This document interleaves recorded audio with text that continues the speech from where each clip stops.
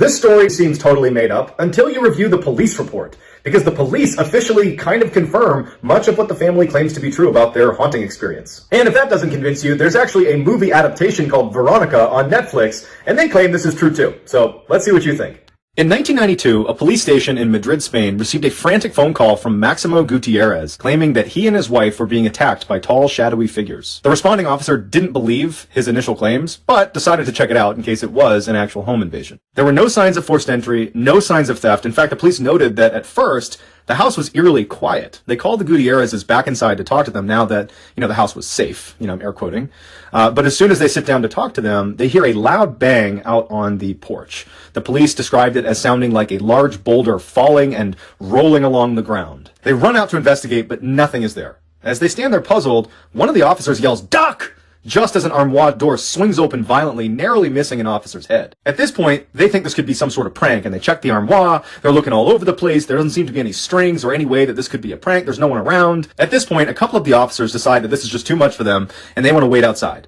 The remaining officers go back into the living room to chat with the Gutierrezes about what the heck is going on with their house. When they sit down to chat, Mr. Gutierrez proceeds to tell the officers about the strange death of their 18-year-old daughter, Estefania, who had passed away just a few years earlier, and why they think that her death is actually connected to their house being haunted. Estefania went to a very religious school, and so when one of her teachers caught her and her friends using a Ouija board, she was really upset. The teacher runs over, she smashes the Ouija board and tells them that this is not okay, they can't do it. But when she broke up the board, she destroyed the little glass planchette they were using to actually maneuver the Ouija board. And the teacher and the students that were there all claimed to have seen some sort of trapped smoke escape from the glass planchette, and it actually was inhaled by Estefania. Mr. Gutierrez claimed that from that moment on, his daughter's physical and mental health began deteriorating. Estefania started telling her parents about these strange people she kept seeing in the house, especially at night when she was laying in bed. There'd be these shadow figures that would come out of the closet, come in the door, and they'd crawl all around her room. They'd even grab her sometimes at night. Her parents brought her in for testing, and no doctor could explain what was wrong with her.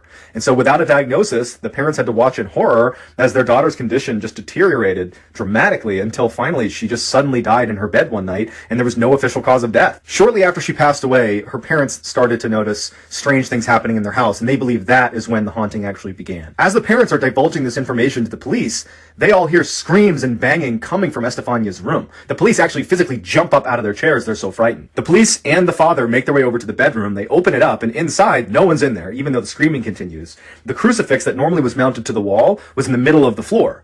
Where it was mounted on the wall were now these deep scratches dug into the wall that were not there literally probably 30 minutes earlier. The police continued to look everywhere to figure out where the heck the screaming is coming from, but they couldn't figure it out. As they're examining the room, they start hearing pounding in all of the walls. One of the police officers noticed that a picture of Estefania in that room had fallen on the ground, and he picked it up, and the frame itself was undamaged, but the picture inside the frame, which was of Estefania, had caught on fire and had burned through. Outside the bedroom, one of the police officers noted that a strange crimson-colored goo was present in some of the Gutierrez's furniture, an unfamiliar substance that neither the parents or any of the officers had seen since being in the house. Not knowing what to make of the situation, the police leave and suggest the Gutierrezes move out as quickly as possible, and ultimately they do, and they report as soon as they left that house, all of the paranormal activity ceased. The official police report is filled with extraordinary events that the officers present, which included the chief inspector of the police force, swore to have witnessed, leaving this case to be one of the most recent and eeriest unexplained cases in police history. And recently, this case was actually adapted into a movie called Veronica on Netflix, and people are saying it is the most terrifying movie they have ever seen. If you enjoyed this video, be sure to like and subscribe, and let me know what you want to hear next.